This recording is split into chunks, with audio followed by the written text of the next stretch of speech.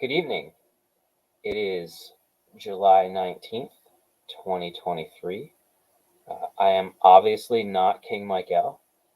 Mike is on assignment for this week, so it's me, Dreamy David Barr, and we have with us Mandy the Machine and Shrader Hill author. How are you ladies doing tonight? Good. Really good. How are you? I am great, thank you. So, how about we cut right to the news? You ready? We ready for some UFO stuff? We haven't done some UFO stories Yes. in a little while. Yeah. All right. So, uh, apparently last month, some fighter jets reportedly engaged a UFO over Bad Axe, Michigan. There are a group of friends moving some things into a storage unit, and they believe what they saw was a fight between F 16 fighter jets and an unidentified flying object up in the skies of Bad Axe, Michigan. This occurred in the beginning of June. The government has not released any information regarding the encounter. I guess if you're going to have a dogfight with a UFO, it should be in a place called Bad Axe, Michigan, right? Um, Right? so the encounter was described by the witnesses as these two fighter jets seeming to circle the sky in search of something. This something turned out to be a white metallic flying saucer shaped UFO, but they say it was difficult to see because of the way the sun was shining on it. And so, from ground level, the witnesses said it seemed as though the UFO was hiding in the sunlight, trying to avoid the jets, and the jets were having even more trouble seeing it than the witnesses from the ground. Um, Allegedly, this UFO was able to move faster than the jets and outmaneuver them with ease. So, it may have prompted the jets to react as if they were under attack. Anti missile flares were shot before the jets took off in an ear shattering retreat. And then to rub it in a little bit, the UFO did what witnesses say looked like a victory lap and then left in the opposite direction of the fighter jets and did not make a sound as it exited the scene. The local newspaper, called the Huron Daily Tribune, reached out to nearby air bases without they wanted some info about the incident, but they received denials of anything occurring there in Bad Axe, Michigan. Um, After the article was published, many local readers told the paper they also witnessed this event up in the sky. Some believed the jets were playing or practicing maneuvers, but many also witnessed the shiny object that the jets seemed to be chasing. So, plenty of other residents were skeptical of those claiming they saw a UFO, but people raised the question, if this was a training practice, why would the government deny it? Pretty crazy, right? Wow. So when are we going to get some answers? When are we going to learn what's going on with all these UFO or UAP sightings, as they call them now? National Security Council coordinator and spokesman John Kirby admitted that UFOs and UAPs are beginning to cause problems for the U.S. Air Force. So it's pretty big for someone to come forward and say this. During a recent White House press briefing, Kirby was asked um, if increased sightings of unexplained flying objects are viewed as a legitimate issue for the administration and if they're taking these sightings seriously. He was quoted as saying, "Of course we do. Yeah, I mean, we wouldn't have stood up to an organization at the Pentagon to analyze and try and collect and coordinate the way these sightings are reported if we didn't take it seriously." So he was most likely referencing the Pentagon's All Domain Anomaly Resolution Office, also known as the AARO, which is a group aimed at analyzing and cataloging unidentified phenomena. So it's pretty big if these people are starting to talk about these things, right? Right. Kirby goes on to say, I mean, some of these phenomena we know have already taken an impact on our training ranges.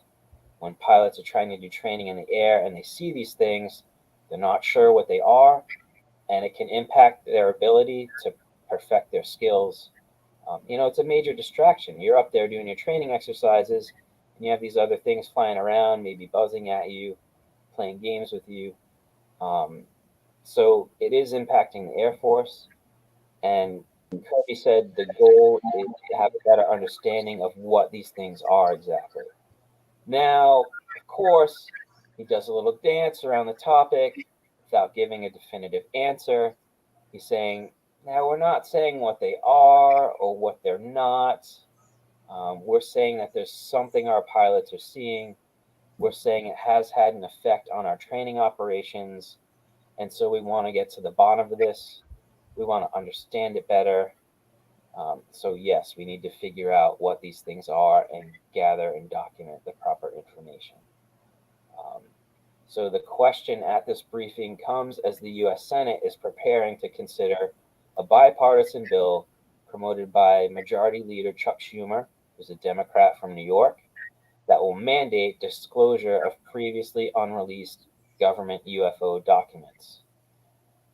However, the House Oversight Committee was also set to hold a hearing on UFOs after whistleblower David Grush claimed that the U.S. military has portions of non human aircraft in their possession. These claims are all unconfirmed, and the Pentagon hasn't seen information that supports the claim. So, are we going to get answers? Who knows? If they do disclose things, are they going to tell us everything? Are they going to, hide bits and pieces and just tell us what they, just give us enough to keep us interested and to satisfy some people's desire for this information? Who knows? It's the government, it's politicians. They kind of tell us what we want to hear. They do their little song and dance around everything. I guess we'll have to wait and see, right? What do you ladies think? That's what they do all the time. Yeah. They come up with something. They come up with a way to make us think that, oh, it was something else, or some type of distraction will happen, or they just give us just that little bit, that keeps us guessing, and actually it just makes you want more. Yeah, I mean, sorry, Mandy, go ahead. Oh no, that's what I was just gonna say. It just makes you want more. There's so many crazy things coming out, like, um, you know, the potential discovery of life on Mars, the discovery of these little spherual things that scientists are claiming could be alien technology. There are claims of a UFO base in Antarctica. There's all these wild things going on, and kind of don't really know what to make sense of. What's real, what isn't. So we're in interesting times. There's a lot of stuff going on. The cool thing is that everybody pretty much has a high def camera in their pocket, so they Yeah. can, there's a lot more video and things coming out.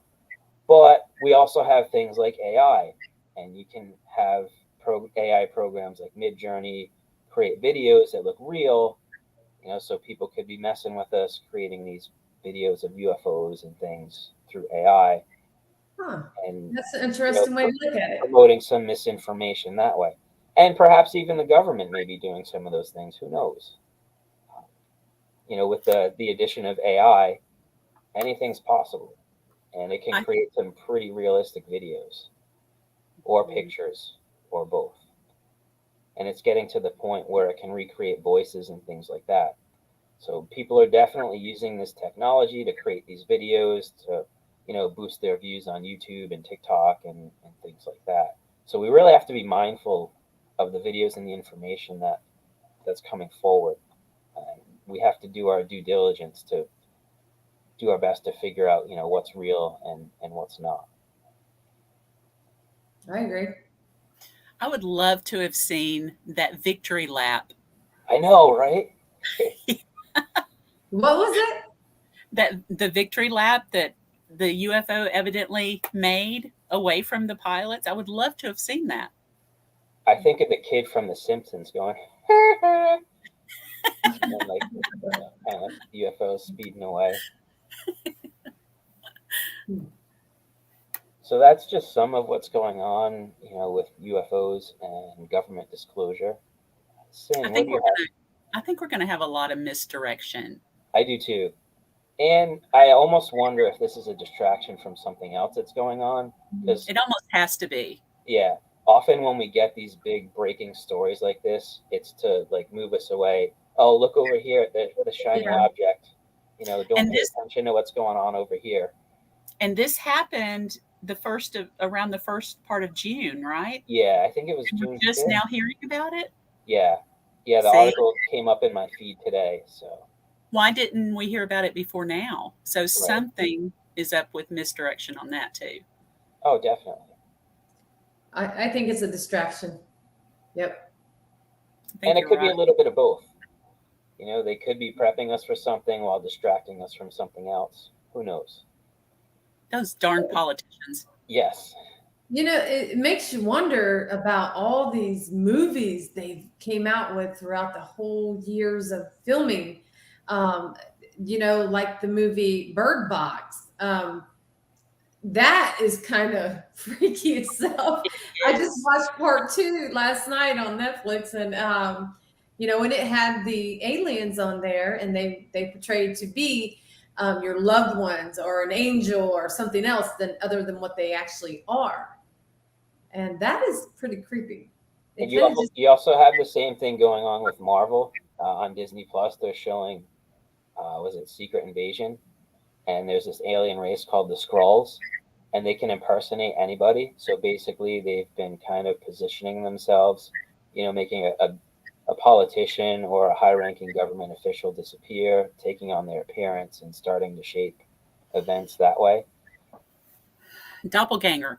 Yeah, I mean, well, they've been in the comics since the 40s, I believe. They're like an old school Fantastic Four enemy, but still, you have to wonder if there's some truth to some of these things. Right? Yeah. it does make you wonder, because all the weird things going on up in the sky and around the world, it's like more things are coming out. Of course, people having their phones out more, but still there's just so much going on that if you look back 10 years ago, 15 years ago, you see more now.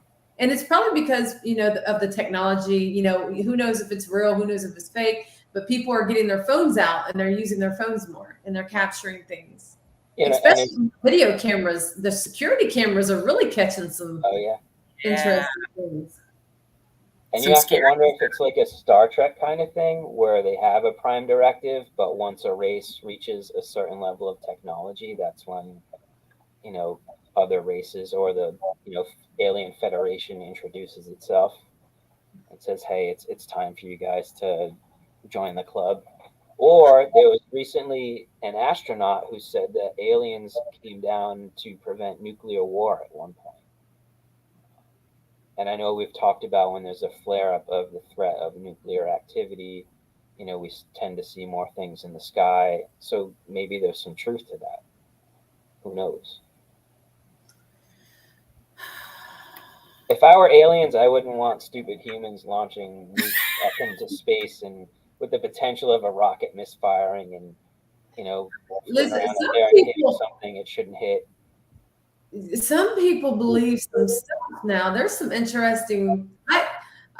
The show I was on last night, there were some interesting things I was hearing, and I talked about with someone, and there's people believe that these aliens are taking their DNA and creating, more or less like a half human, half alien, and they're walking around looking like us, It's weird, the things that you're hearing, but it's like, it's a lot to take in, but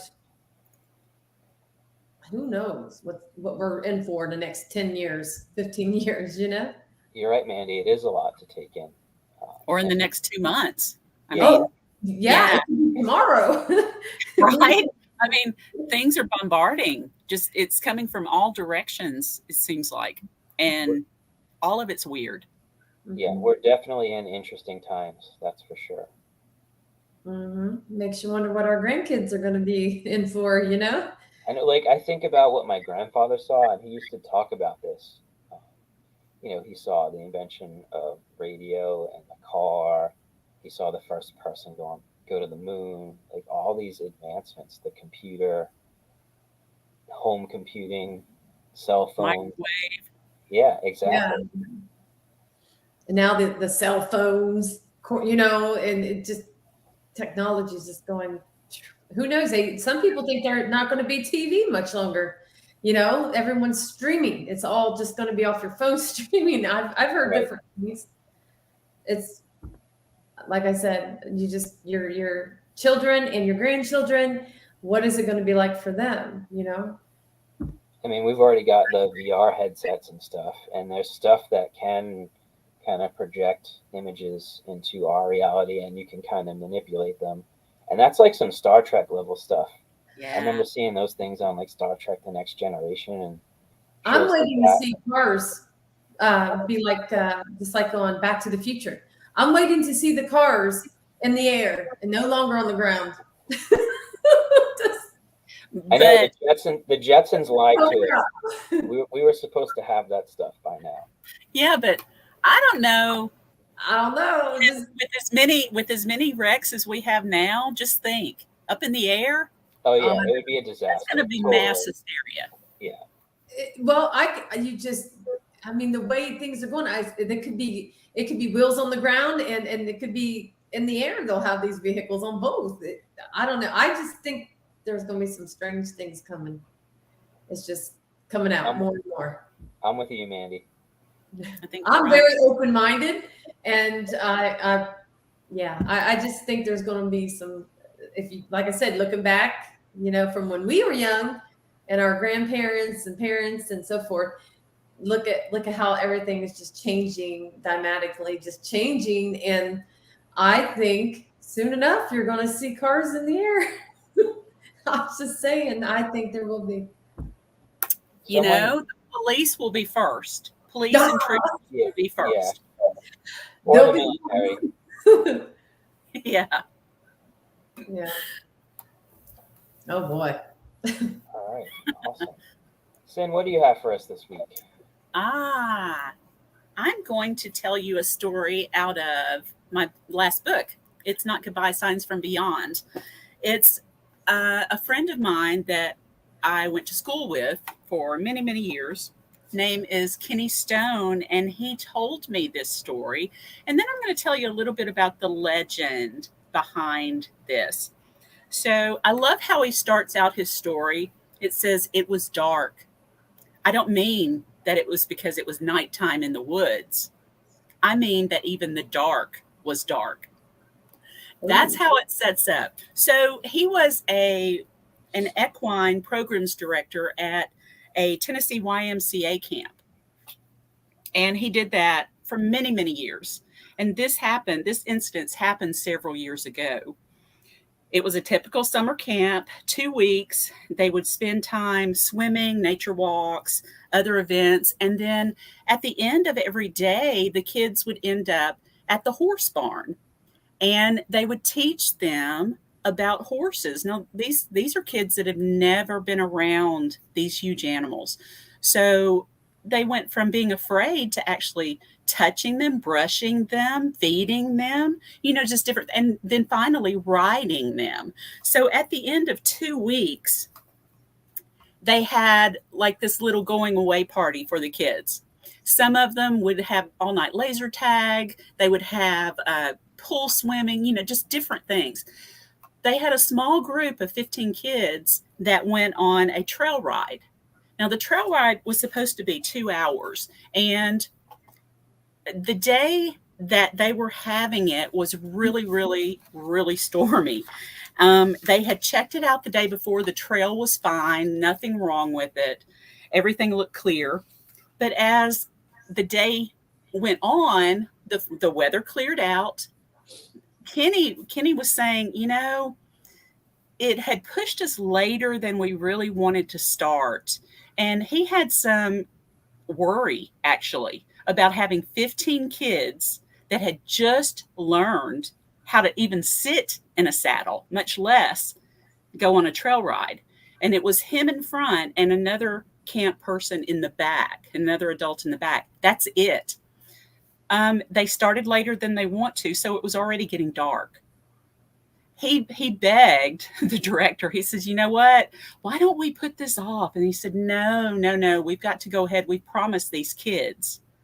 So against better judgment, they went on this 2-hour trail ride. The problem is, once they got going, now just imagine if it's already starting to get dark, once you get into the trees, it's even darker, right? So they haven't gone too far when they come across a tree that's fallen across the trail. So he has to find another way around. He finds one and they keep going. Not very much farther, there's another tree down.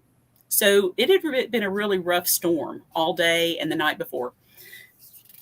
They found another way around. But by this time, it's really dark. It's dark. They're tired. They're hungry. They should have already been at the camp.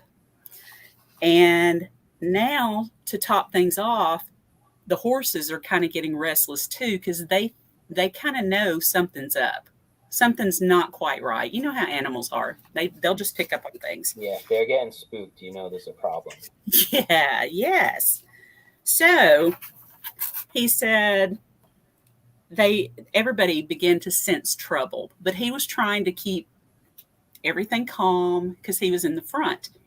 So his next line was, even the dark was dark again. He saw a movement from an animal and he wanted to make sure it wouldn't spook the horses. So he was trying to see, okay, what was that? What was that? Where is it? It's a dog. It's about a German Shepherd sized dog, looks like a black German Shepherd. So not only is he in the woods at night, he's looking for a black dog. All right. So he said that's when things got really interesting. He heard the dog say, "Follow me," without hearing anything. He heard it, telepathy, right? Mm-hmm. So he starts following the dog. Now, he had just tried his flashlight. He had put fresh batteries in it. Of course, when he tried to turn it on, it would not come on. Dead, completely dead. He tried his walkie-talkie when he knew, we're not where we're supposed to be. Walkie-talkie was nothing but static. So this dog showed up right after those two things. He follows the dog, and he said he kept his eyes right on this black dog all the way through the woods, right to the campsite that they were supposed to be going to. And then he looked around and he didn't see the dog anymore. And he thought that was kind of weird, but he had kids that he needed to take care of. 15 kids were hungry, scared, and they needed to be fed and taken care of. So when he had a chance, he went up to another one of the directors and said, "Why was everybody so upset when we came out of the woods? We were nervous." And they said, "Your 2-hour ride was 5 hours. Huh. He said, "No, yes, you were gone. People were looking for you. We had walkie-talkies. We had people going in the woods looking, calling for you all, and we couldn't find you." So then, he's a little unnerved, and he goes up to another person and he said, "So what? I don't really know what happened, And this other camp guy said, "Well, tell me what happened. What did you see?" And he said, "Well, I was out there, and the black dog just kind of appeared, and I started." And the guy said, "You saw it?" And he said, "Well, why did you say it like that?" He said, "You saw the black dog?" And he said, "Yeah, it's what led us out." So what had happened many, many years before this was a YMCA camp, there was an old blind man that lived on this property, and he had a seeing eye dog that was a black German Shepherd. He always led him where he needed to be. After his death and the dog's death, this dog will still show up when someone is lost. That's fascinating. Is that amazing? It is. That is one of my favorite stories. So, that is one of my favorites. Now, see, usually when you talk about black dogs, people think hellhounds. And, oh, no, that's a hellhound. We can't have anything. No, that's a black shadow dog. No, don't go near it. And most of them that you hear about are the evil ones associated with hell, the devil, whatever. They've got red or blazing yellow eyes. They've got fire around them. They're dragging chains, different things like that. But interestingly enough, there are other dogs that I found that are guardian dogs. And instead, they guide lost travelers and protect them from danger. There is one, let's see. There's actually, did you know about the dog in Connecticut? No. Have you heard about that black dog? I haven't. Now, this one's not a real helpful one, I don't think. Maybe at first, but this is in Meridian, Connecticut. Since the 19th century, there is a dog said to haunt Hanging Hills, the recreation area. And it's said if you meet the dog once, that would bring joy. It's all good. Everything's fine. If you meet it twice, there shall be sorrow. If you meet it a third time, it shall bring death. Oh, geez. So a lot of these black dogs are death omens. There, on Lake Erie, there was a black dog on a ship. Oh, excuse me, I skipped ahead. That was another one. There was a large black Newfoundland dog that fell over into the water and got crushed by a gate of a canal lock. This is on Lake Erie. And it began to haunt that crew. So sometimes a black dog will appear on ships now. Sometimes it will crawl out of the water, walk across the deck, and go back into the water. And it always is it's there to signal doomed ships. There's something bad about to happen to this ship. That's interesting. Right? I've heard of stories like this. Have you? Yes. I love this. I think it's really interesting because there is a lot of stories on it, and the stories end up making it like a folklore. You know what I mean? Yeah. Mm-hmm. You see everyone sees the lady in white. Yes. She has now become this huge folklore, and the paranormal. Everyone seeing the lady in white. I've seen her in my own house. So have you? Yes, I've seen her one time, and that was enough for me. Yeah, it's kind of like that. This dog has become a legend now. People seeing the dog everywhere, and to me, it sounds like a good omen. Right? In most cases. Now, there was one I found that you could consider either good or bad, depending. Mm-hmm. I think it was mostly helpful. This was back. This was on one of the British Isles. It's called Isle of Man. And there's a guardian black dog that prevented several deaths on a ship. They waited for the skipper to get there, and he never came. When he came the next day, after this horrible storm that the ship probably would have gotten lost in, the skipper shows up the next day and said, I tried to get here. I couldn't get here. Every time I turned down a certain road or a certain street or turned this way, a big black dog would not let me pass. Definitely trying to stop him. Yeah, and it did. That's all I've got, David. All right, so I want to go back to your original story for a minute. We do know that batteries dying and walkies having static or radios having static, those are classic signs of paranormal activity. Exactly. But I found that pretty interesting. Exactly. And the whole time distortion thing too. It's almost as if that the woods was kind of like it's a Bermuda Triangle type thing. Maybe the storm had kicked up some energy or something. Yeah, like a complete time slip. It was just Yeah. from 2 hours, it was already at 5 hours. And then Crazy. I've worked with spirit animals in some shamanic training, and I kind of have a hypothesis. You're saying some of the dogs are good, some are bad, some are a little bit of both. I think those spirits can see into the soul and the character of the people that they're around. So if that's a good person, they're probably going to help that person. And if they see that person has done some not so nice things in their lives, they might not be so helpful. So I don't know, that's my little hypothesis on that. Yeah, but there's, this was kind of odd. This is one I didn't bring up, but since you said that, this is in Japan.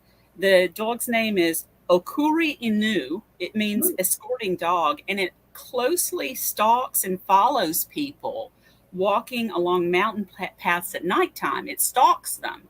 If the person falls over, they're immediately attacked. But if the person just acts like they're resting for a second, the dog doesn't bother them. Huh. That's interesting. That is if you see a black dog with red eyes, I would definitely be a little freaked out if I see that. I would say that is probably something a little bit more on the negative side for sure. But I find it interesting, all these sightings and all the weird stories that come with them and things that's happened. But, they are passed down and for a reason, kind of like little guardian angels. Right? At least some of them. Yeah. Some of them are guardian devils, I think. Yeah.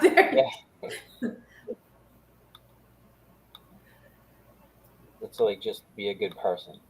And yes. The spirits will help you. All right. Is that all you got for us, Sin? That's all I got for you. Some interesting stuff. So thank you. I'm going to jump back to UFOs quickly for a second. So one of the questions I have is, when are we going to get some answers, right? When's the government going to start telling us some of what they know? So last week, Senator Chuck Schumer proposed legislation that would declassify as many records as possible regarding the Pentagon's experience with UFOs and UAPs. So they're claiming it's going to be a step toward actual clarity from the government. This is the Senate Majority Leader and, not some Joe Schmo politician. But some UFO believers, they're concerned about the bill because it's modeled after another bill called the President John F. Kennedy Assassination Records Collection Act, which would leave key documents in the dark. So we might get some stuff, but then they're still going to hide things, just like the JFK bill has, allegedly. People have taken a deeper look at the bill, and it shows that Schumer is serious about getting the UFO info out there. Previous UFO bills have dealt mostly with transparency around internal reporting of national security matters. But Schumer's amendment to the annual defense policy bill requires that any and all recovered UFOs and biological evidence of non-human intelligence that may be controlled by private persons or entities be handed over to a Senate-approved review board. So that's pretty big. The board would then determine which evidence could be released to the public and which would have to remain classified.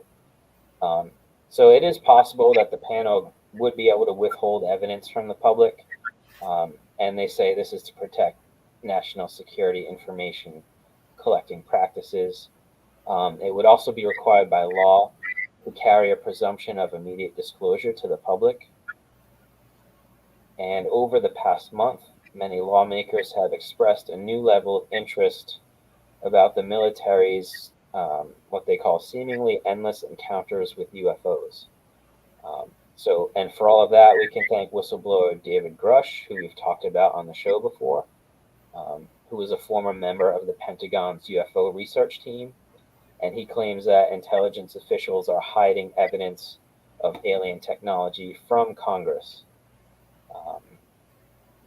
Now, people that are critics of Grush say that he has not seen this evidence himself. He's just claiming that it exists and that it's being hidden.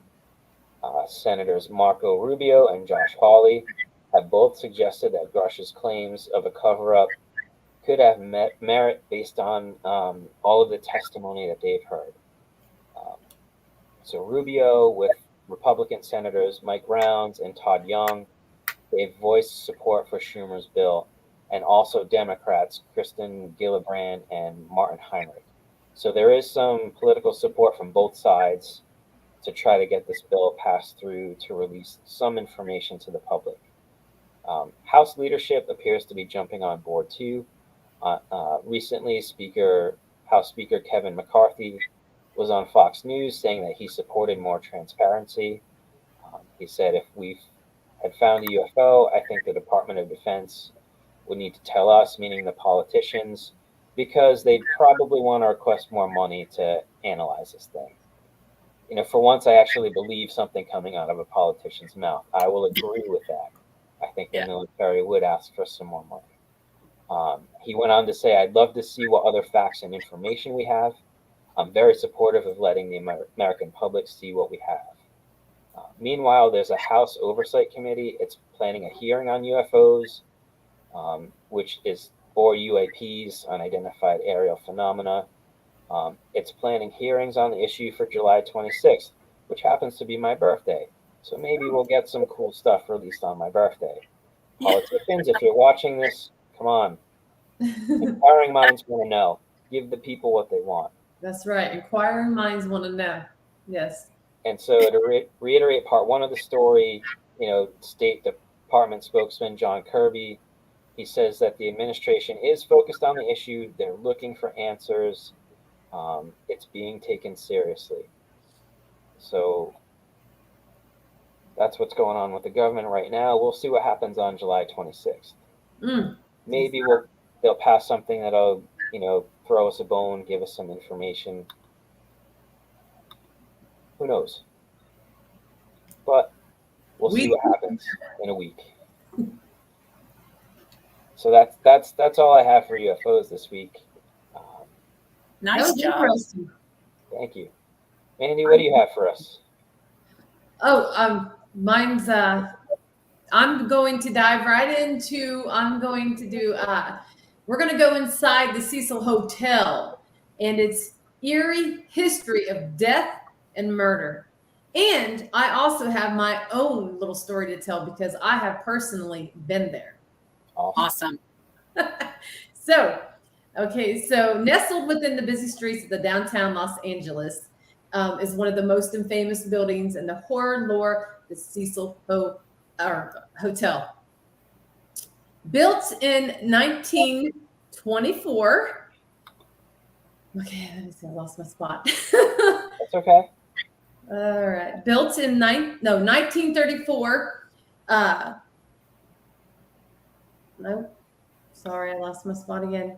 Built in 1924 by the hoteler William Banks Hanner. It was supposed to be a destination hotel for an international businessman and social elites. Hanner spent $1 million on the 700-room art-style hotel, complete with marble lobby, stained glass windows, palm trees, and an opulent staircase. It is beautiful when you first walk into this location. I have seen that myself. Now, this man had hopes that it would be, become a big investment. But just 2 years after the Cecil Hotel was open, the world was thrown into this Great Depression. And Los Angeles was not immune to the economic collapse. Soon enough, the area was surrounded by what would be called now Skid Row. It has become a home to thousands of homeless people and has yet become a place where junkies and runaways and criminals, and has the worst history and reputation for violence and death. There has been 2 serial killers who have actually stayed at this location. One was Richard Ramez, and the other one was a German guy. I believe he went on a killing spree, and I think he killed like maybe 3 people. And it was actually, and there was a lady who had 1994 in September, a 19-year-old Dorothy Jean. She awoke in the middle of the night with stomach pains and went to the restroom, delivered her baby, and apparently something came over her. I don't know. I think with the history of this place, all the murders and stuff that has taken place, this lady, this is one of the stories, threw the baby over the top of the building. That's one of the stories. Another story is there was someone that jumped out the window. There was another case where a lady was murdered in her room there at the hotel. And there was a man walking by the Cecil Hotel where someone had actually jumped out again and actually landed right in front of him at this place. Oh, wow. But one of the biggest stories that had taken place here was Elisa. Her name was Elisa. Let me find her name. I'm sorry. Her name is Elisa Lamb. Okay, and the story with her was she was last seen on the elevator doing some weird stuff. There was a story going around where these kids were doing like where they would play on the elevators, supposed to take them to a different place or something like that. I personally never heard of this, but apparently this was something these college kids were doing. So apparently she was doing this at this hotel, and she was seen like almost like somebody was talking to her, but you couldn't see nobody on the camera. Well, she went missing. Nobody could find her, vanished. And for probably 3 or 4 days, there was people complaining about this, the water tasting weird, okay? Reports of this water is tasting weird. There's an awful smell. And finally, they went up and checked the water tank to see what was going on. And there was Elisa Lamb was in there. And they do not know to this day how she got up there, because I have personally seen it. And this water tank was way up in the air. I was totally shocked on how this tiny girl got up there, even with the ladder. I mean, it's huge. The water tank was huge.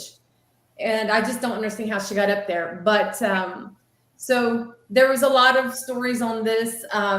Was she led to her death? Did someone do this to her? Was it spirits that did this? Was she possessed? Just all kinds of stuff was going around this.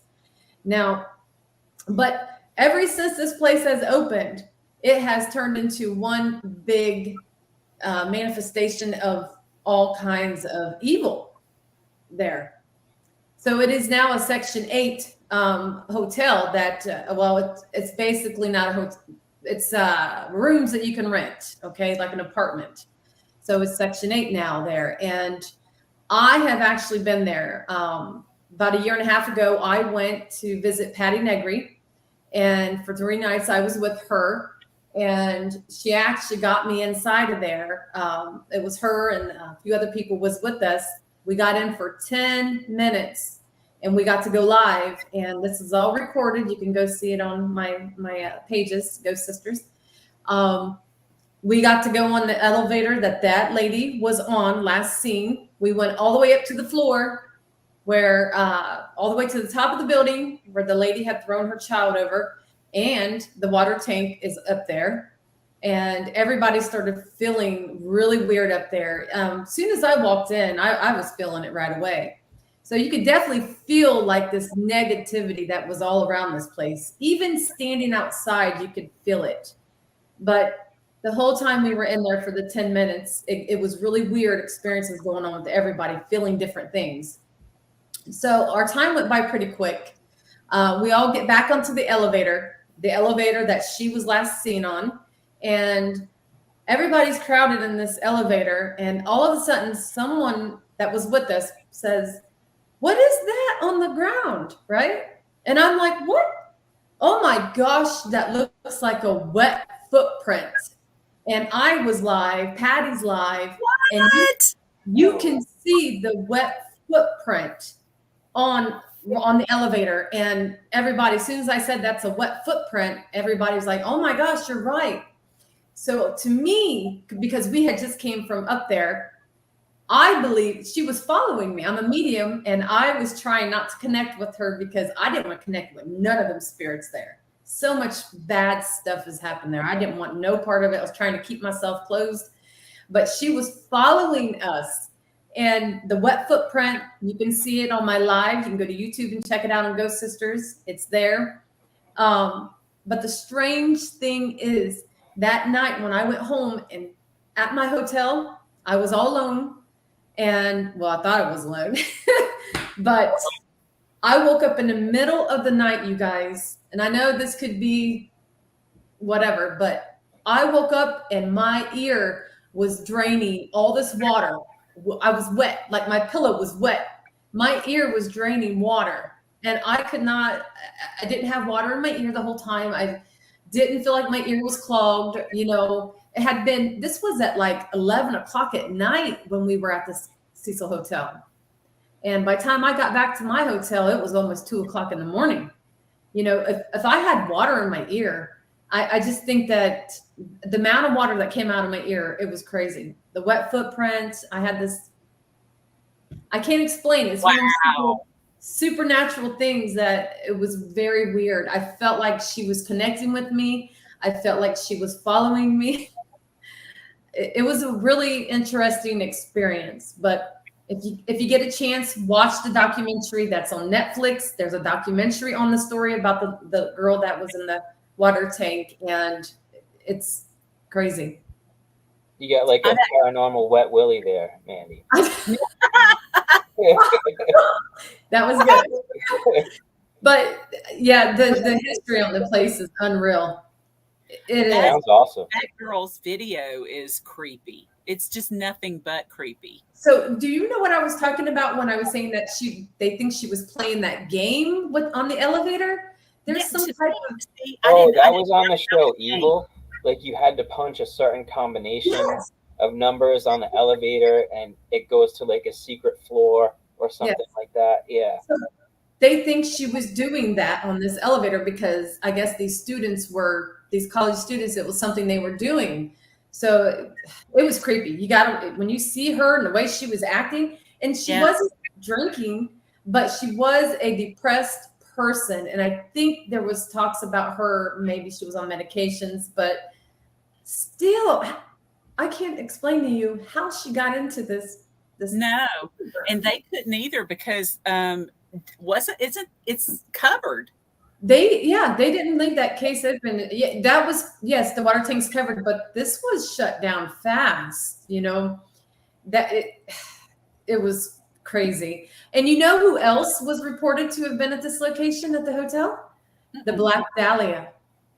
Oh, no way. I do remember that. Yes. She started staying at this hotel before she was found murdered. The Black Dahlia. Yeah. Wow.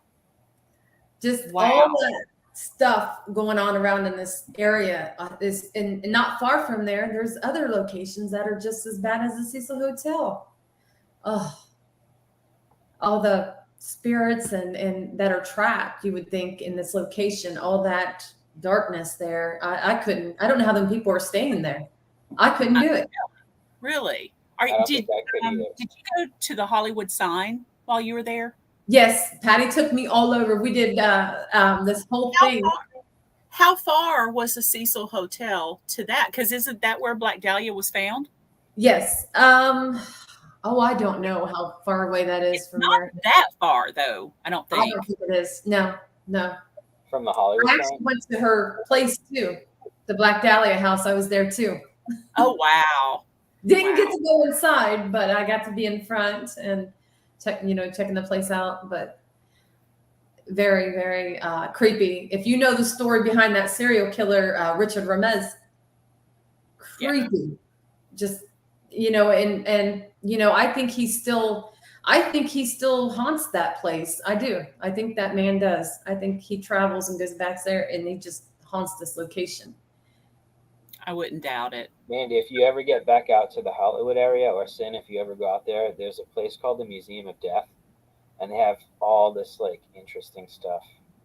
It's a pretty weird and fascinating place. They had the bunk beds and the uniforms that the people, I can't think of the cult's name.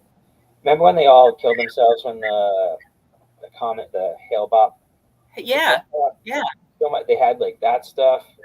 Was that I wasn't think they Jim had Jones? the That was outfit something that else. Ted Bundy was wearing when he got the chair. Oh my God. They had, it was the preserved head of the first person who was beheaded by guillotine in France. And that thing spoke to me. It was really creepy.